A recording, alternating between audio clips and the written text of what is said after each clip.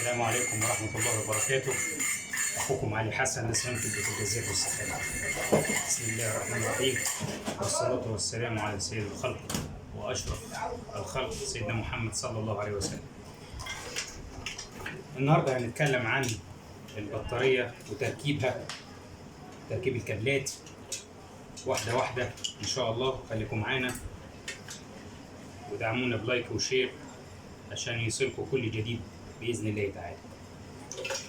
هنا دي بطارية بتاعت سخان كريازي أو أي سخان، كله مشابه لبعضيه، اختلافات بسيطة يعني. البطارية بتيجي فيها كابلات وسكوتات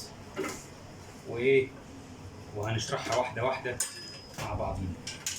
طبعا الثلاث كابلات دول بتوع الإشعال، 2 إشعال وواحد حساس، 2 إشعال وواحد حساس حرارة. هنا عشان ما اطولش عليكم الفيديو اختصارا للوقت، دي لمبة بيان هتبقى بره السخان او ان كان ليها مكان في الوش بتحطها، المهم تبقى بعيدة عن النار. هنا في فيشة بيضة، فيشة سودة او سوكت. هنا 3 فردة، وهنا سوكت فيه 2 فردة، وهنا دي سلكة أرضي بتتربط في المعدن أو الحديد بتاع السخان عشان تفرغ أي شحنة زيادة كهرباء. هنا بيبقوا فيه فردتين لوحديهم، طبعا دي توصيلة شاحن. الفردتين دول هتلاقيهم في سلك لوحديه أصفر وأسود. وهنا في فيشة عريضة هتلاقيها 4 طرف، يبقى احنا قلنا فيشة هنا 3 طرف و2 طرف، دول طالعين لوحديهم. فيشة لوحديها طالعة فيها 4 كابل، 4 فرادي سلوك، اللي هي الخضراء والحمراء والصفراء والسوداء. دي فيشة السوكت بتاعة الشاشة بتاعة السخان الكريازي. هتلاقي الشاشة هنا جاية فيها برضو فيشتين 4 فرادي، وفيشة صغيرة فيها فردتين، دي بتاعت بيان الحرارة بتاعت المية، ودي بيان الحرارة بتاعت النهر. طيب هنا في الفردتين طوال في سلك مكرونة لوحديه. الفردتين دول بيروحوا الحساس الحرارة بتاعت المية، حساس الحرارة بتاعت مواسير السربنتين. طيب هنركب ازاي؟ احنا قلنا هنا في سوكت 3 طرف، ده بتاع السولونايت، ده بتاع السولونايت. طبعا انا فاتح السخان عشان انت تبقى متخيل. ده بتاع السولونايت بوابة الغاز، وبرضه هتلاقيه 3 طرف، هتلاقيه 3 طرف. ادي فيشة. بعد كده الفيشة الصغيرة اللي هي 2 طرف، دي بيركب عليها مفتاح الإشعال.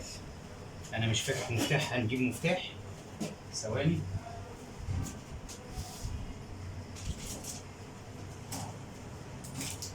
ادي مفتاح الإشعال. فين؟ في الفيشة قلنا اللي فيها فردتين، قلنا دي أرضي. الفيشة 3 طرف بتاعت السولونايت. هنا الفيشة اللي 2 طرف المفتاح الإلكتروني، دي لمبة البيان. نخش هنا على الفردتين الصفراء والسوداء، دول كهرباء، دول بتوع الحجارة اللي ممكن نوصل لبيت الحجارة وممكن نوصل للشاحن. الصفراء كهرباء اهو، سهلة جدا، واحدة واحدة. الصفرة دي مع الفردة الحمراء اللي بتيجي مع وصلة الشاحن. الشاحن بيبقى فيه سلكة حمراء وفيه فردة أحمر في أسود اللي هي الأرض، دي هتتربط مع الفردة السوداء الأرض. يبقى احنا عندنا فردة كهرباء وفردة أرضي اللي هم بيخشوا على بيت الحجارة، على البيت البلاستيك اللي فيه الحجرين. يبقى احنا كده وصلنا ايه؟ الشاحن. كده وصلنا الشاحن.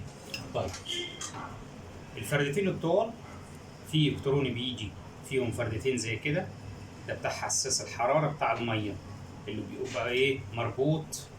بيبقى مربوط في السربنتينه، راكب بكليبسين اهو. ادي فرده وادي فرده. يبقى احنا قلنا لمبه بيان، فرده ارضي، مفتاح السويتش او مفتاح الاشعال ليه فيشه او سوكت 2 فرده. هنا قلنا ده بتاع الشاحن. نحط الشاحن اهو في الكهرباء اهو. في وصله كده زي وصله اليو اس بي. قلنا هنا الشاشه هتركب مع الفيشه العريضه اللي قلنا 4 طرف اهو.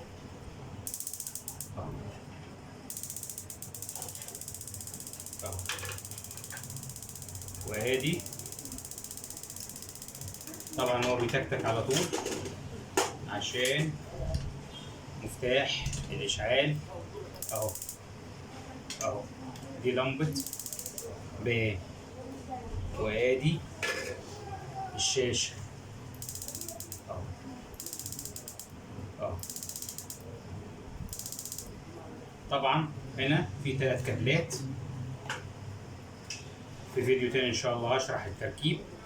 هنا 3 كابلات، 2 كابل اشعال اهو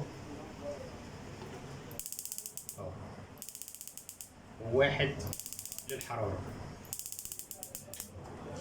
وادي الشاشه.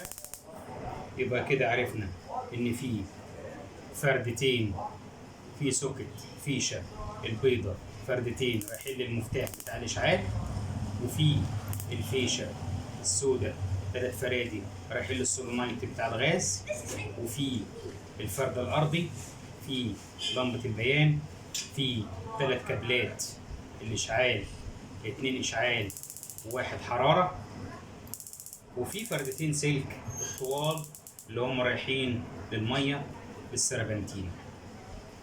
والسلام عليكم ورحمه الله وبركاته. كان معكم اخوكم علي حسن لصيانه السخانات والبوتاجازات.